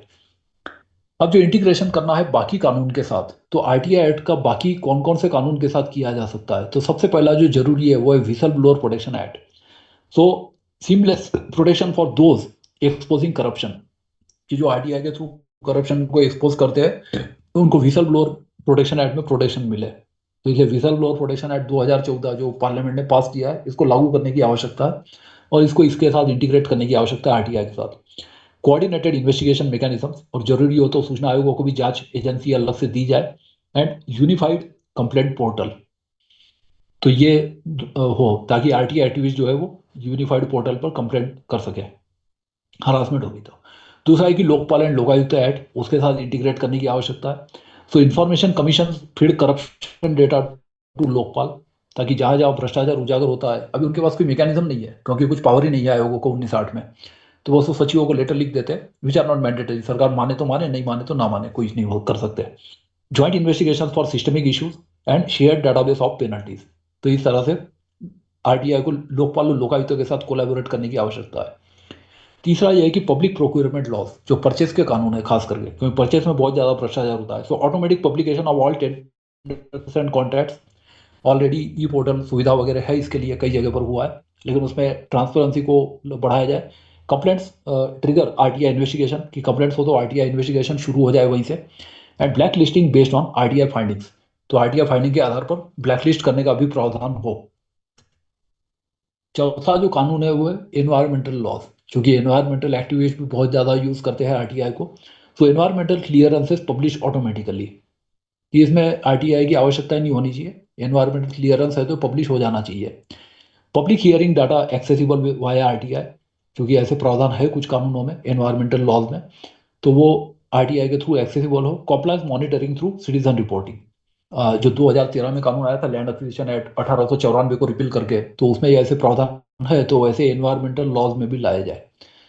RTI act plus corporate governance, क्योंकि जो बड़ी कंपनीज है जो पब्लिक फंक्शन करती है, तो प्राइवेट कंपनीज पर भी ये लागू किया जाना चाहिए। तो सीएसआर जो है, कॉर्पोरेट सोशल रिस्पॉन्सिबिलिटी, जिसको बोल रहे हैं कि कंपनी कितना डोनेट कर रही है, कितना समाज के लिए क्या कर रही है कंपनी, सो सीएसआर स्पेंडिंग ट्रांसपेरेंसी होनी चाहिए, ताकि एक कैपिटलिज्म जैसा ना हो जैसा अमेरिका में हो रहा है, जो कि हमारा सोशलिस्ट कल्चर है। And government company transaction disclose, and conflict of interest declaration, कि कहीं कॉन्फ्लिक्ट ऑफ इंटरेस्ट हो तो डिक्लेयर किया जाए, जो अभी केवल रजिस्ट्रार ऑफ कंपनीज को ही सूचना मिलती है। तो विजन ये है कि क्रिएट इंडियाज इंटीग्रेटेड इकोसिस्टम। तो इस तरह से इसको और स्ट्रॉन्ग किया जा सकता है, ये बाकी 5 तरह के कानूनों से इसको इंटीग्रेट करके। अब जो इंटरनेशनल बेस्ट प्रैक्टिसेस जो है हम अडॉप्ट कर सकते हैं, तो इसमें कुछ अच्छी प्रैक्टिसेस है कि पहला यूनाइटेड किंगडम की publication schemes, departments define what they will proactively publish. तो प्रोएक्टिव डिस्क्लोजर के लिए यूके का मॉडल हम फॉलो कर सकते हैं, या independent commissioner with binding orders and annual transparency reports. तो ये चीज़ें यूके में बहुत अच्छी हो रही है। मेक्सिको के साथ यदि कंपेयर करें तो वहाँ पे नेशनल ट्रांसपेरेंसी इंस्टीट्यूट है, स्पेशलाइज ट्रेनिंग वहाँ दी जाती है। ट्रांसपेरेंसी हमारे यहाँ इस तरह की कोई इंस्टीट्यूट नहीं है आरटीआई की ट्रेनिंग के लिए, पीआई उसको सो स्टेट गवर्नमेंट पर छोड़ दिया गया है सेक्शन 26 में। तो इसको स्ट्रॉन्ग करने की आवश्यकता है कि ट्रांसपेरेंसी इंस्टीट्यूट हो, जैसे जुडिशियल अकेडमी है जजेस के लिए, जहाँ पे ना सिर्फ पीआई हो बल्कि अपीलीय अधिकारी और सूचना आयुक्तों को भी ट्रेनिंग दी जाए, ट्रांसपेरेंसी या मैंडेटरी की जाए। Transparency obligation index for measuring compliance, तो ये ट्रांसपेरेंसी ऑब्लिगेशन इंडेक्स हो जिसे मेजरमेंट किया जा सके। And public interest test override ये होना चाहिए, ये मेक्सिको में ऑलरेडी है। तो ये हम प्रैक्टिस अडॉप्ट कर सकते हैं। साउथ अफ्रीका के साथ कंपेयर करें, जो कि 2019 के सुभाष चंद्र अग्रवाल वर्सेस ये सीपीआईओ सुप्रीम कोर्ट में साउथ अफ्रीका के भी जो प्रैक्टिस है वो रेफर किया गया था सुप्रीम कोर्ट के जजेस कॉन्स्टिट्यूशनल बेंच द्वारा। तो साउथ अफ्रीका की जो प्रैक्टिस है उसमें private bodies are automatically covered. तो इस तरह से इंडिया में इसको बढ़ाया जा सकता है। Voluntary disclosure recognised and incentivised and comprehensive record management law. तो ये साउथ अफ्रीका के पॉजिटिव पॉइंट्स है। इस्टोनिया के साथ कंपेयर करें तो डिजिटल फर्स्ट अप्रोच के 99% records born digital, AI powered search across government databases and real time spending data publication. और इसके लिए जरूरी हो तो डीपीडीपी एक्ट और आरटीआई एक्ट में भी संशोधन किया जा सकता है। New Zealand, so ombudsman model for appeal जो कॉस्ट इफेक्टिव है। भारत में इस तरह का सिस्टम नहीं है ओम्बड्समैन का। लोकायुक्त या लोकपाल है तो उसको इसके साथ इंटीग्रेट करने की आवश्यकता है। Clear guidelines on calculating public interest. तो ये पब्लिक इंटरेस्ट क्या है ये कहीं पर डिफाइंड नहीं है आरटीआई एक्ट में, ये सबसे बड़ी प्रॉब्लम है। ये सिर्फ सुप्रीम कोर्ट के केस लॉ में हमको मिलता है। And proactive release as default position. So implementation strategies, pilot programmes in progressive states before national roll out. तो इस तरह से पायलट प्रोग्राम हम स्टेट पे चला के बाद में इसको नेशनल लेवल पे किया जा सकता है सक्सेस मेजर करके। इस तरह से बेस्ट प्रैक्टिसेस को हम अडॉप्ट कर सकते हैं। अब जो रोड मैप है कि आगे आपको क्या करना है, सो इम्प्लीमेंटेशन के लिए जो फेज 1 है कि अगले 6 महीने में क्या किया जा सकता है। So restore pre 2019 provisions on information commission, या हो सकता है सुप्रीम कोर्ट ही इसको क्रैश कर दे। Fill all vacancies in CIC and state से SIC. Launch national RTI portal 2.0, इसको मॉडर्नाइज करने की आवश्यकता है। And institute activist protection protocol national level पे बनाया जाए, क्योंकि आरटीआई एक्टिविस्ट को सुरक्षा देना सो बहुत जरूरी है। एक्टिविस्ट को भी डिफाइन नहीं किया गया है, तो जरूरी हो तो इसको भी डिफाइन किया जाए एक्ट में, डेफिनेशन सेक्शन में, सेक्शन 2 में। शॉर्ट टर्म है कि जो 6 से 18 महीने में किया जा सकता है कि political party transparency rules notified, कि पॉलिटिकल पार्टीज को इसमें लाया जाए, जिसके लिए चुनाव आयोग भी टाइम टू टाइम कोशिश करता है, बट चुनाव आयोग भी कई मामले में बड़ा कमजोर महसूस करता है और सुप्रीम कोर्ट में उनको जाना पड़ता है कि इस तरह का लाया जाए। तो ये चुनाव आयोग और सूचना आयोग इसमें कोलैबोरेट कर सकते हैं। Penalty provisions strengthen and mandatory PIO training rolled out and declassification board establish. तो declassification board national level पर स्थापित करने की आवश्यकता है कि जो 30 साल या 50 साल बाद सूचना को पब्लिश कर दे पब्लिक के लिए। फेज 3 में मीडियम टर्म जो 18 से 36 महीने में किया जा सकता है कि कंप्लीट डिजिटाइजेशन ऑफ रिकॉर्ड्स, जो पिछले 10 साल के रिकॉर्ड है उसको कम से कम पूरा डिजिटाइज कर लिया जाए। जुडिशियरी ट्रांसपेरेंसी गाइड या जो किए गए हैं उसको इंटीग्रेट किया जाए। जुडिशियरी ट्रांसपेरेंसी गाइडलाइंस इंप्लीमेंटेड, क्योंकि अभी जो काम हाईकोर्ट रूल्स के भरोसे किया गया है तो इसमें स्टैंडर्डाइजेशन नहीं है, तो ये यूनिफॉर्म गाइडलाइन होनी चाहिए नेशनल लेवल पे। क्योंकि इसका हिस्टोरिकल रीजन है कि हाईकोर्ट जो है वो 1860 में बने से सुप्रीम कोर्ट बहुत यंग है। सुप्रीम कोर्ट 1950 में बना, उसके पहले प्रीव्यू काउंसिल हुआ करता था। तो हाईकोर्ट के खिलाफ जो अपील है वो प्रीव्यू काउंसिल में जाती थी ब्रिटेन में। तो उस कल्चर की वजह से सुप्रीम कोर्ट भी कई बार हेल्पलेस फील करता है हाई कोर्ट्स के सामने। तो इसलिए सुप्रीम कोर्ट को ज़्यादा स्ट्रेंथन करने की आवश्यकता है ताकि वो हाई कोर्ट्स पे इफेक्टिवली ये कर सके। So transparency guidelines implemented, private bodies regulation framework operational किया जाए and RTI research institute establish, ये काम किया जा सकता है। लॉन्ग टर्म जो है 3 to 5 ईयर्स में कि full digital transformation achieved, integration with all transparency laws complete, जो 5 तरह के जो कानून मैंने बताया कि इसमें ये इंटीग्रेट किया जाए। तो इसलिए बाकी कानूनों में भी संशोधन की आवश्यकता होगी। Performance based funding for department, कि परफॉर्मेंस बेस्ड फंडिंग किया जाए ट्रांसपेरेंसी के आधार पर, and India becomes global transparency leader. तो कानून में अभी जो हम टॉप 5 में आते हैं इंडिया में आरटीआई कानूनों में, तो इसको टॉप 5 से इसको फर्स्ट लाने की आवश्यकता है, और इसलिए जो बाकी बेस्ट प्रैक्टिसेस है वो अडॉप्ट की जा सकती है। मॉनिटरिंग जो है कि parliamentary standing committee quarterly review किया जाए, और पब्लिक डैशबोर्ड कि real time implementation status public dashboard पे अवेलेबल हो, तो ये किया जा सकता है। अब इसके फायदे क्या होंगे कि जो आरटीआई 2.0 है, यदि ये चेंजेस कर लिए जाए तो क्वांटिफाइबल टारगेट ये रखा जा सकता है कि 2030 तक 90% RTI application resolve with in statutory time, ये टारगेट रखा जा सकता है ताकि पेंडेंसी 3 लाख से कम किया जा सके। 80% proactive disclosure by all departments, कि आरटीआई की आवश्यकता ही ना रहे, 80% इंटरनेट पे फ्री में मिल जाए। जीरो बैकलॉग इन इंफॉर्मेशन कमीशन, ये टारगेट अचीव किया जा सकता है क्योंकि ये प्रॉब्लम कोविड के बाद ज़्यादा हुआ है, और ये टाइमली वैकेंसी ना भरा जाना इसका एक मुख्य कारण है। 50% reduction in corruption perception index, ताकि इंडिया का रैंक ग्लोबल लेवल पे बढ़ाया जा सके यदि विकसित भारत हमको करना है 2047 तक तो। एंड 100% डिजिटल रिकॉर्ड अवेलेबिलिटी, ये पॉसिबल है और ये किया जा सकता है। अब जो क्वालिटी इसके जो बेनिफिट्स है, तो हम देखते हैं कि क्या क्या क्वालिटेटिव बेनिफिट्स मिल सकते हैं सिटीजन्स के लिए। बेनिफिट ये है कि एफर्टलेस एक्सेस टू इन्फॉर्मेशन, जैसा इंटरनेट की वजह से हुआ है 1984 के बाद, या 92 के बाद जब सर्च इंजन ये ब्राउजर्स वगैरह आ गए। Empowered participation in governance, trust in democratic institutions restored, and rights protected without fear. तो ये फायदा सिटीजन्स के लिए है। सरकार को क्या फायदा है? So improved public image and legitimacy, data-driven policy making and efficient resource allocation and reduce leakages and corruption, ये सरकार के लिए फायदा है। डेमोक्रेसी के लिए ओवरऑल फायदा ये है कि informed electorate, accountable representatives, vibrant civil society and sustainable development. So amended RTI act will transform India from right to information to right to good governance. तो इस तरह से जो है गुड गवर्नेंस के लिए इसको किया जाए, जिसके लिए हैदराबाद में जो सेंटर फॉर गुड गवर्नेंस है वो भी प्रयासरत है। वो ट्रेनिंग प्रोग्राम भी ऑर्गेनाइज करते हैं 1 हफ्ते 2 हफ्ते के ऑनलाइन डीओपीटी के साथ। मैंने भी ये कोर्स किया हुआ है 2012 में। तो ये इस तरह के जो है ये गुड गवर्नेंस के साथ इसको इंटीग्रेट करके आरटीआई को बाकी कानून के साथ इंटीग्रेट करके good right to good governance किया जा सकता है। अब इसमें जो प्रॉब्लम आ रही है अमेंडमेंट प्रोसेस में, क्या क्या चैलेंजेस आ सकती है, तो पहला जो है वो एंटीसिपेशन है कि पॉलिटिकल रेजिस्टेंस, क्योंकि पॉलिटिकल पार्टीज है और वो रेजिस्ट करती है आरटीआई को लाने के लिए, इनर पार्टी डेमोक्रेसी के लिए, अपने इलेक्शंस करने के लिए। तो reluctance to bring political parties under RTI, तो इसमें जरूरी हो तो आरटीआई पॉलिटिकल पार्टीज में भी इलेक्शन और ये जो है ये सब चुनाव आयोग को अधिकार दे दिया जाए, और जरूरी हो तो RPA representation of people act, क्योंकि बहुत पुराने कानून है 1950 1951 के, तो ये संशोधन करने की आवश्यकता है। Fear of exposure in judiciary, तो जुडिशियरी का भी बहुत रिलेक्टेंस है, तो इसमें संविधान संशोधन किया जा सकता है। एंड ब्यूरोक्रेटिक रेजिस्टेंस मिटिगेशन, तो इसको कम करने के लिए पब्लिक अवेयरनेस कैंपेन चलाया जाए। जुडिशियल प्रोनाउंसमेंट्स सपोर्टिंग ट्रांसपेरेंसी की, बहुत सारे जो जजमेंट है उसका फायदा उठाया जा सकता है सुप्रीम कोर्ट और हाई कोर्ट के जजमेंट्स का। And civil society advocacy, resource constraints है, ये एक बड़ा चैलेंज है। चैलेंज ये है कि सिग्निफिकेंट बजट फॉर डिजिटाइजेशन, बहुत ज़्यादा बजट लगेगा। Training and capacity building cost, ये भी है यदि ऐसा इंस्टीट्यूट स्थापन करना है तो मिटिगेशन ये है कि फेज इम्प्लीमेंटेशन इसको ग्रेजुअली किया जाए, जैसे फेज वाइज मैंने अभी बताया है। Public private partnership for technology, जहाँ पर जरूरी हो प्राइवेट सेक्टर की भी मदद ली जाए। एंड इंटरनेशनल डोनर सपोर्ट इसमें लिया जाए, वर्ल्ड बैंक वगैरह।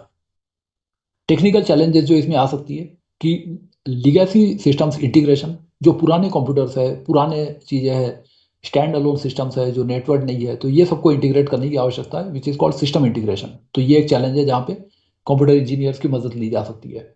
डाटा स्टैंडर्डाइजेशन, ताकि डाटा पोर्टेबिलिटी माइग्रेशन और ये सब चीज़ें रहे। साइबर सिक्योरिटी कंसर्न्स, ये भी प्रॉब्लम है, तो इसके लिए डिजिटल इंडिया एक्ट भी अभी नया आने वाला है जो आईटी एक्ट 2000 को रिपील करेगा, तो ये जल्दी लाया जा सकता है। डेडिकेटेड आईटी टास्क फोर्स बनाया जा सकता है। Pilot projects in select states and robust data protection framework, चूँकि ये आरटी ये डीपीडीपी एक्ट है, ये अभी लागू हुआ है, लेकिन वो भी अभी ठीक तरह से डाटा प्रोटेक्शन के लिए, उसमें data protection board of India है, उसका काम विजिबल अभी हो नहीं रहा है, तो इसको फास्ट करने की आवश्यकता है, क्योंकि टाइम लिमिट दी है उसमें कि ये 1.5 साल के अंदर पूरी तरह से ऑपरेशन हो जाएगा। सोशल एंड कल्चरल जो है कि चैलेंज है कि low digital literacy in rural area, जिसको हम डिजिटल डिवाइड बोलते हैं, तो इसके लिए जैसा 2008 में साइबर कैफे का प्रोविजन किया गया था और स्टेट और सेंट्रल गवर्नमेंट को पावर दिया गया था कि जहाँ पर गांव में बिजली नहीं है या इंटरनेट नहीं है वहाँ पर ये पर आवर के हिसाब से साइबर कैफे चार्ज कर सके। तो इस तरह से आईटी एक्ट में ये किया गया था अमेंडमेंट। तो उस तरह से ये किया जाए। दूसरा लैंग्वेज बैरियर, क्योंकि फ़ोन पर तो मोबाइल फ़ोन पर किसी भी भाषा में बात की जा सकती है। तो लैंग्वेज जो है इसको दो लैंग्वेज जो अभी इंग्लिश और हिंदी है इसके बजाय बढ़ाकर जितने भी हमारे शेड्यूल्ड लैंग्वेजेस है ये सभी 22 लैंग्वेजेस को लाने की आवश्यकता है। एंड अवेयरनेस गैप्स तो कम करने के लिए मल्टी लिंगुअल प्लेटफॉर्म्स होने चाहिए। आरटीआई साहित्य केंद्र हो, help centres and integration with से सीएससी एंड पोस्ट ऑफिसेस, ये इसमें किया जा सकता है। तो ये कुछ इंपॉर्टेंट प्रावधान है कि जैसे सोशल एंड कल्चरल जो गैप है उसको हम चैलेंज को कम कर सके। अब इसमें जो रोल बनता है स्टेक होल्डर्स का, तो इसमें सभी की ड्यूटी क्या बनती है। तो मल्टी स्टेक होल्डर अप्रोच है कि आरटीआई को स्ट्रांग बनाना है तो पार्लियामेंट एंड लेजिस्लेचर को क्या करना चाहिए कि enact amendments expeditiously, ensure adequate budget allocation, regular oversight through committees and cross party consensus building. तो ये काम पार्लियामेंट और लेजिस्लेचर कर सकते हैं। जुडिशियरी का जो इसमें रोल है कि इंटरप्रेट आरटीआई प्रोविजन लिटरली, ताकि in favour of applicants generally किया जाए, अप्लीकेंट और कंप्लेनेंट।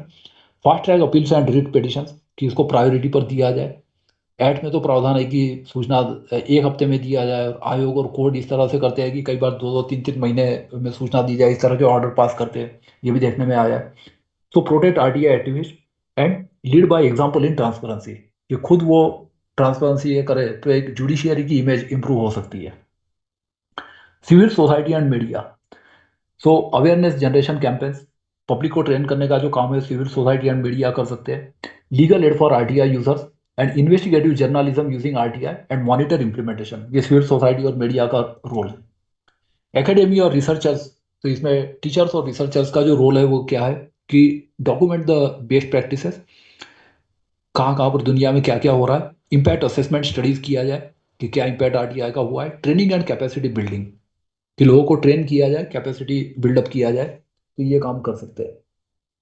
एंड ग्लोबल बेंचमार्किंग, तो ये काम है जो ये पॉलिसी रिकमेंडेशंस, तो ये काम जो है एकेडमी और रिसर्चर्स कर सकते हैं। इंटरनेशनल ऑर्गेनाइजेशंस की जो सहायता हम ले सकते हैं, तो इसमें टेक्निकल असिस्टेंस हम ले सकते हैं। फाइनेंशियल सपोर्ट फॉर इंफ्रास्ट्रक्चर, जो वर्ल्ड बैंक वगैरह से सॉफ्ट लोन मतलब rate of interest low, payment period more, तो इस तरह की सॉफ्ट लोन मिल सकती है। नॉलेज शेयरिंग और डिजिटल बेंचमार्किंग, ग्लोबल बेंचमार्किंग, ये काम किया जा सकता है। सिटीजन्स का जो इसमें रोल है कि आरटीआई को मिसयूज ना करे, एक्टिव एंड रिस्पॉन्सिबल यूज किया जाए ताकि आरटीआई एक्ट की बदनामी ना हो।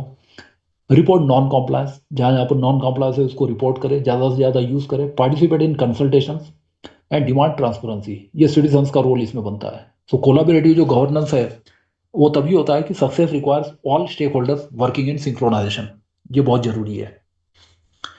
अब जो केस फॉर अर्जेंट एक्शन है कि क्यों ये जरूरी है या अर्जेंट है, so why RTI amendments can not wait. तो ये जो 6 अमेंडमेंट्स मैंने जो इसमें बताई है, सो कॉम्पेलिंग रीजन है। पहला है कि democracy at Biren cross ji roads Biren ji deficit. हाँ हाँ बीरेन जी, जी। हमारे कार्यक्रम में माननीय राहुल सर जुड़ चुके हैं, पूर्व मध्य प्रदेश राज्य सूचना आयुक्त। तो आप उनका स्वागत करें और उनके कमेंट्स इस बीच में सर देना चाहते हैं तो अपना ये जारी यस, रखें जी। राहुल सिंह सर का स्वागत है। यस, तो राहुल सिंह साहब का स्वागत है। और इसमें जस्ट 2-3 स्लाइड्स है तो मैं कंक्लूड कर लेता हूँ और उसके बाद फिर सर के व्यूज भी जी इसमें जी लेंगे, तो मैं बिल्कुल कंक्लूड कर बिल्कुल लेता हूँ। तो इसमें बस जी। तो ये जो 6 प्रस्तावित किए हैं आरटीआई एक्ट में, मैंने जो प्रपोज किए हैं यहाँ पे इस प्रेजेंटेशन में, तो ये क्यों जल्दी करना जरूरी है। पहला ये कि democracy at crossroads, trust deficit in public institution, सरकार पर और जुडिशियरी पर जो लोगों का भरोसा कम होता जा रहा है। Growing miss information and fake news proliferation, sideline से बाकी भी चीजें हैं। तो मिस इन्फॉर्मेशन को काउंटर करने का जो सबसे बेस्ट तरीका है वो है information, providing right information at right time to public. और इसीलिए लोग मीडिया और ये सब की सहायता भी लेते हैं। सिटीजन अलाइनेशन फ्रॉम गवर्नेंस, तो transparency is anecdote to democratic decline, तो ये डिक्लाइन को हम रोकथाम कर सकते हैं। दूसरा टेक्नोलॉजिकल डिसरप्शन, कि जो नई नई टेक्नोलॉजी आ रही है, so digital governance expanding rapidly और इसलिए मॉडर्नाइजेशन और डिजिटाइजेशन करने की जरूरत है। Current RTI framework design for paper era, क्योंकि ये पुराना कानून है 2005 का, तो इसलिए ये संशोधन लाने की आवश्यकता है। Risk of technology widening information gap, तो ये इसको टाइम लिमिट कम करके डिजिटल इंफॉर्मेशन के लिए जैसे मैंने प्रपोज किया कि 1 महीने के बदले 15 दिन में दिया जाए इलेक्ट्रॉनिक मोड में है तो, क्योंकि उसमें कुछ फोटो कॉपी वगैरह कुछ नहीं करना पड़ता है, कॉपी तो इंस्टेंटली हो जाता है। So update law to match digital reality, तो इस तरह से अपलोडिंग वगैरह भी फास्ट हो सकता है, और ये टेक्नोलॉजिकल डिसरप्शन जो है इसमें टेक्नोलॉजी की सहायता ली जाए। ग्लोबल कमिटमेंट्स है कि जो एसडीजी 16 है यूनाइटेड नेशंस का 2030 तक जो अचीव करना है, इंडिया इज ऑल्सो सिग्नेटरी, हमने भी 2015 में साइन किए थे इस पे। तो इसमें जो piece justice and strong institutions है, ओपन गवर्नमेंट पार्टनरशिप ऑब्लिगेशंस है, तो यूनाइटेड नेशंस के भी गोल है, और ये हमारी इंटरनेशनल ड्यूटी बनती है बाकी देशों के प्रति, इसलिए इसको इम्प्लीमेंट करना जरूरी है। India leadership role in global south and international credibility is at stake, क्योंकि हमारी बाकी देशों में जो इमेज है उसको इंप्रूव करने के लिए आरटीआई को स्ट्रॉन्ग करने की आवश्यकता है। चौथा है कि इकोनॉमिक इम्पेरेटिव, क्योंकि कई करोड़ हजारों करोड़ों का घोटाला इसे पकड़ा गया है, तो corruption cost India 2 to 3% of GDP, हमारा 2 से 3% जीडीपी जो है वो करप्शन में जाता है, वेस्ट होता है। Foreign investment seeks transparent system, तो एफडीआई यदि हम लाना चाहते हैं, विकसित भारत यदि बनाना है 2047 तक, तो आरटीआई को स्ट्रॉन्ग करना जरूरी है। And ease of doing business link to accountability and strengthen RTI means economic growth, तो इसलिए ये आवश्यक है। पिछले जो 20 साल का एक्सपीरियंस है कि enough data on what works and what doesn't, हमारे पास पूरा डेटा है, कॉम्पेडियम्स वगैरह है, हमको पता है कि कौन से सेक्शन कौन से क्लॉजेस में कितना litigation supreme court high court में सूचना आयोग में हो रहा है। Implementation gaps are well documented, international best practices are available and perfect time for comprehensive reform, तो ये जरूरी है। So demo dealing reform is denial of rights, तो time to act is now. तो समराइज करता हूँ आखिरी में मैं कि जो प्रायोरिटी एक्शंस है, 24 प्रायोरिटी एक्शन मैंने आइडेंटिफाई किए हैं कि पहला इंस्टीट्यूशनल रिफॉर्म्स कि restore independence of information commission 2019 के अमेंडमेंट को स्क्रैप करके, fill all vacancies within 3 months, increase penalty amount significantly, establish RTI activist protection law within RTI. Scope expand किया जा सकता है कि bring political parties under RTI ambit, include judiciary, that is administrative matters, cover private bodies with public functions, तो private sector में भी लागू किया जाए, and apply to public private partnership PPP projects, ये करने की आवश्यकता है। दूसरा हम देखते हैं प्रोसेस इंप्रूवमेंट, तो आरटीआई की प्रोसेस को इंप्रूव कैसे किया जा सकता है कि मैंडेटरी डिजिटाइजेशन विद टाइमलाइन, अभी टाइमलाइन नहीं है 41B के अलावा, तो ये 41, 43, 44 सब में लाया जाए, 41 एसीडी में भी लाया जाए। ऑटोमेटिक, क्योंकि इंफ्रास्ट्रक्चर है हमारे पास, कैपेबिलिटी है technical, automatic D classification after 30 years, और इसके लिए जरूरी है तो डी क्लासिफिकेशन बोर्ड बनाया जाए कि 30 या 50 साल बाद सब इंफॉर्मेशन पब्लिश कर दी जाए। Reduce response time for digital info, तो ये कम करके 30 दिन की लिमिट को 15 दिन करने की आवश्यकता है। एंड क्रिएट, यदि वो ई इंफॉर्मेशन है तो, and create unified national RTI portal. Capacity building कर सकते हैं कि mandatory training for all PIO, जिसके लिए अभी सेक्शन 26 से पर्याप्त नहीं है। एडिक्वेट स्टाफिंग एंड बजट उनको उपलब्ध कराया जाए। Modern record management system and establish national RTI research institute, जो आवश्यकता है कि जो आरटीआई पर रिसर्च करे तो नेशनल लेवल पर इंस्टीट्यूट स्थापित करने की आवश्यकता है। सेफगार्ड्स ये है कि clear definition of frivolous applications, और इसमें फ्रिवोलस एप्लीकेशंस को पनिश भी किया जाए और सूचना आयोगों को इसमें पावर दिया जाए। थर्ड पार्टी प्रोटेक्शन मैकेनिज्म हो, तो ये इसको सेक्शन 11 वगैरह को और ज़्यादा इंप्रूव करने की आवश्यकता है। पर्सनल प्राइवेसी गाइडलाइंस, क्योंकि ये पर्सनल इन्फॉर्मेशन में ये कहीं डिफाइंड नहीं है, ना आरटीआई एक्ट में ना डीपीडीपी एक्ट में। नेशनल सिक्योरिटी रिव्यू कमेटी ये होनी चाहिए। इम्प्लीमेंटेशन ये है कि phase roll out over 5 years, तो ये प्लान बनाया जाए। पार्लियामेंट्री ओवरसाइड मैकेनिज्म हो ताकि पार्लियामेंट को ये रिपोर्टिंग हो। पब्लिक अवेयरनेस कैंपेन्स इसके लिए किए जाए ऑर्गेनाइज, और integration with other transparency law, जो 5 अलग अलग कानून मैंने बताया उसके साथ आरटीआई को इंटीग्रेट किया जाए, ताकि सूचना आयुक्तों के जो 1960 में पावर है इसको बढ़ाया जाए। सो आखिरी में हम कंक्लूड करते हैं कि जो कॉल टू एक्शन कि building transparent India is everyone's responsibility, what can be done now for policy makers, introduce comprehensive amendment bill in parliament, conduct nationwide consultations and ensure cross party support, allocate adequate resources. For judiciary, expedite the pending RTI cases, protect RTI activists proactively, interpret provisions liberally, that means in favor of say RTI applicant or complainant or appellant, and embrace transparency in judicial administration. Civil society का जो role है कि advocate for amendments, कि ये इसको push किया जाए time to time, provide legal aid to RTI users, document success stories and challenges, and build public pressure for reform. जो मीडिया का रोल इसमें बनता है कि हाईलाइट आरटीआई इम्पैक्ट स्टोरीज, कि इसको ज़्यादा से ज़्यादा पब्लिसिटी दिया जाए। इन्वेस्टिगेट नॉन कॉम्प्लायंस, से educate public about RTI rights and support activist protection. Citizens का जो रोल बनता है कि use RTI responsibly and regularly, support RTI activists in your area, participate in public consultations and demand accountability from representatives. Bureaucracy का इसमें participation बहुत जरूरी है कि एम्ब्रेस ट्रांसपेरेंसी कल्चर, क्योंकि 1923 का कानून बहुत पुराना हो गया। Improve record management, respond proactively to applications and view RTI as governance tool not a threat. तो एक प्रॉब्लम सिग्नल की तरह ले सकते हैं ताकि केसेस जुडिशियरी में जाने से रोके जा सके। तो ये इसका पॉजिटिव इम्पैक्ट होता है and together we can make RTI 2.0 a reality. So RTI act जो है ये फाउंडेशन है ट्रांसपेरेंसी गवर्नेंस का। सो इसमें RTI act has been transformative since 2005। काफ़ी सकारात्मक परिणाम इसके 20 साल में हमको देखने में मिले। सो एम्पावर्ड से मिलियंस ऑफ सिटीजन्स, क्योंकि कई एप्लीकेशंस इसमें लगाई जाती है। Expose corruption worth thousands of crore, हजारों करोड़ रुपए की बचत हो गई है इस एक्ट की वजह से। Improve service delivery across sectors remains highly relevant in 2028-26. So digital governance demands transparent frameworks. Combating misinformation requires verifiable information. और इसलिए मिस इन्फॉर्मेशन या जो साइबर क्राइम है इसको काउंटर करना है तो आरटीआई एक्ट बहुत इंपॉर्टेंट है and democratic accountability is more crucial then ever. तीसरा, रिक्वायर स्ट्रेंथनिंग थ्रू अमेंडमेंट्स। तो इसमें रिस्टोर इंस्टीट्यूशनल इंडिपेंडेंस, 2019 की अमेंडमेंट को स्क्रैप करके एक्सपर्ट और ये उसको और ज़्यादा स्ट्रॉन्ग किया जाए, बाकी एक्ट से लिंक किया जाए। Expand scope to new areas जो इसमें आइडेंटिफाई किया हमने। Leverage technology for efficiency and protect RTI activist, और इसके लिए जरूरी हो तो आरटीआई एक्ट में संशोधन किया जाए। And success keeps multi stakeholder collaboration. So government, judiciary, civil society, citizen working together, share commitment to transparency, learning from global best practices.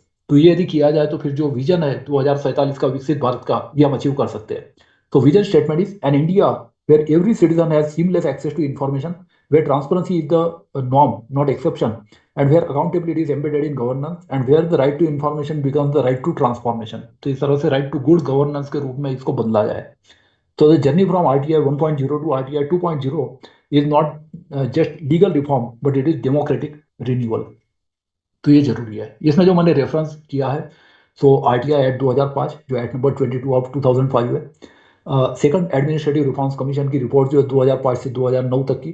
Central information commission की एनुअल रिपोर्ट से 2005 से 2025 की। And supreme court judgments on RTI जिसमें Namit Sharma case, RBI case, CBSE cases है।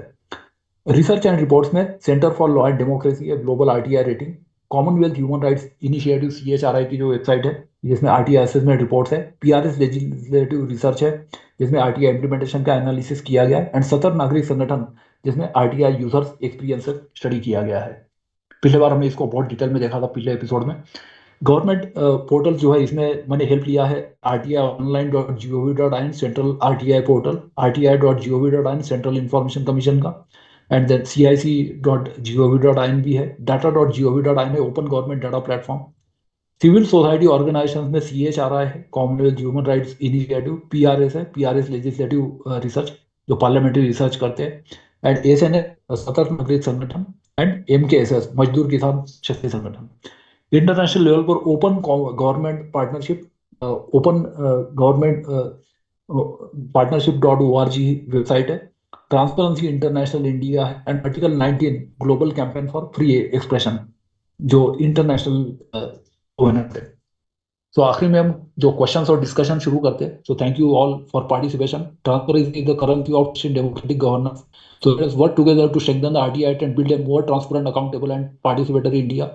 So जो discussion prompts है कि जो हम डिस्कस कर सकते हैं कि what has been your experience with RTI, आपका एक्सपीरियंस क्या है, इस पर हम चर्चा कर सकते हैं। Which amendment do you think is most crucial, ये जो 6 अमेंडमेंट्स मैंने प्रपोज किया है इसमें कौन सी अमेंडमेंट आपको सबसे ज़्यादा इंपॉर्टेंट लगती है। How can we protect RTI activist better, इस पर हम अलग से एक एपिसोड भी कर सकते हैं कि आरटीआई एक्टिविस्ट को किस तरह से प्रोटेक्ट किया जा सकता है। And what role can technology play in RTI 2.0, तो ये हम डिस्कस कर सकते हैं। So I stop here.